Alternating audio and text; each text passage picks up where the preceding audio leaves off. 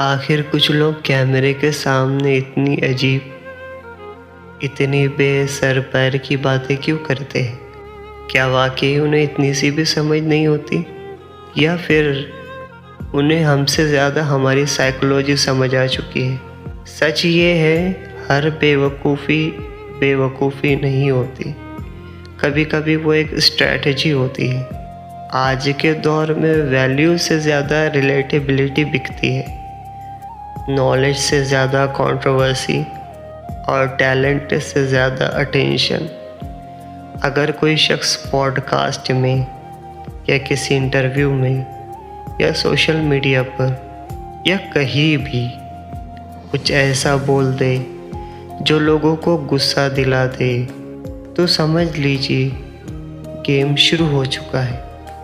अगले ही दिन उसकी क्लिप हर जगह होंगी, इंस्टाग्राम पर, यूट्यूब पर, फेसबुक पर, एक्स पर, हर प्लेटफॉर्म पर। फिर लोग उस क्लिप को शेयर करेंगे, कोई उसका मजाक उड़ाएगा, कोई उसे रोस्ट करेगा, कोई उसका रिप्लाई बनाएगा, और बाकी लोग सिर्फ क्यूरियोसिटी में उसका नाम सर्च करेंगे। आखिर ये शख्स है कौन, इसका अकाउंट कहाँ है, इसकी और वीडियोस कहाँ हैं, वो दिखाओ।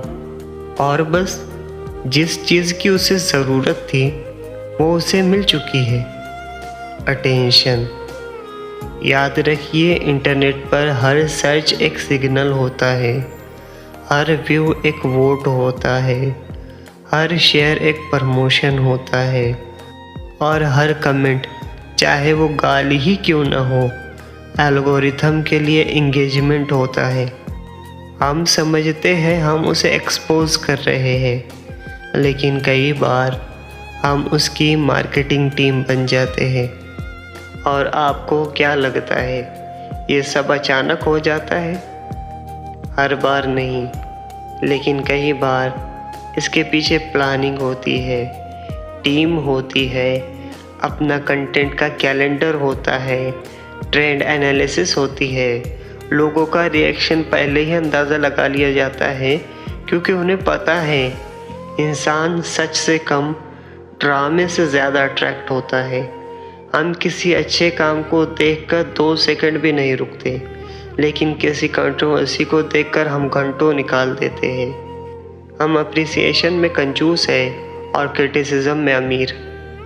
इसलिए जो जितना ज़्यादा हंगामा करता है वो उतनी देर तक लोगों की ज़ुबान पर रहता है।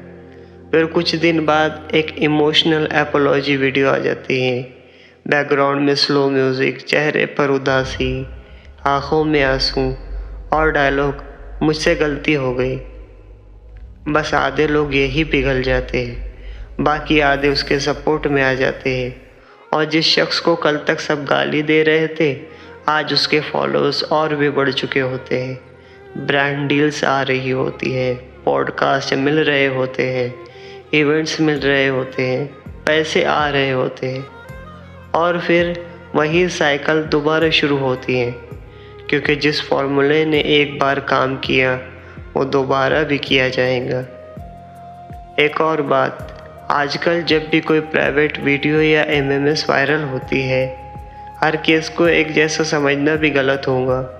बहुत से लोग वाकई जुल्म का शिकार होते हैं, और उनके साथ हमें इंसानियत और हमदर्दी के साथ खड़ा होना चाहिए।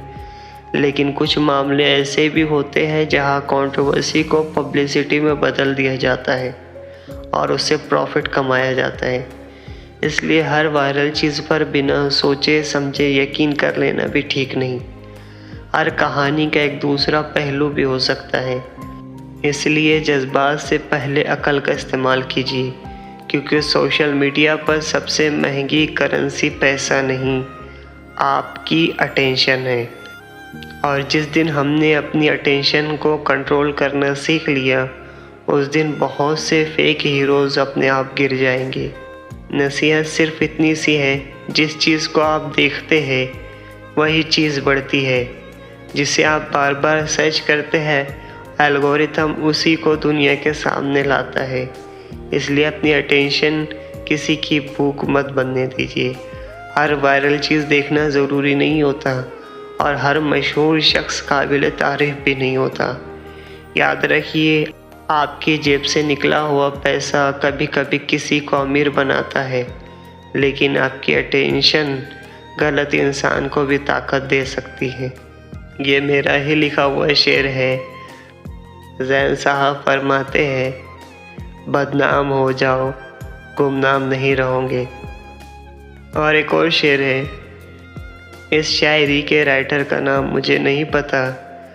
हर घड़ी चश्मे ख़रीदार में रहने के लिए, हर घड़ी चश्मे ख़रीदार में रहने के लिए, कुछ हुनर चाहिए बाज़ार में रहने के लिए। बदनामी का शोहरत से वो रिश्ता है, बदनामी का शोहरत से वो रिश्ता है, लोग नंगे हो जाते हैं अखबार में रहने के लिए। This is me Zain, as known as a मगरूर लड़का। Thank you so much for watching, thank you so much for listening. मैं मिलता हूँ आपसे अपनी अगली वीडियो के अंदर। तब तक के लिए अपना बहुत सा ख्याल रखिएगा। Take care. अगर आप यहाँ तक के वीडियो देख रहे हैं तो आप मेरा बाकी का कंटेंट भी चेकआउट कर सकते हैं।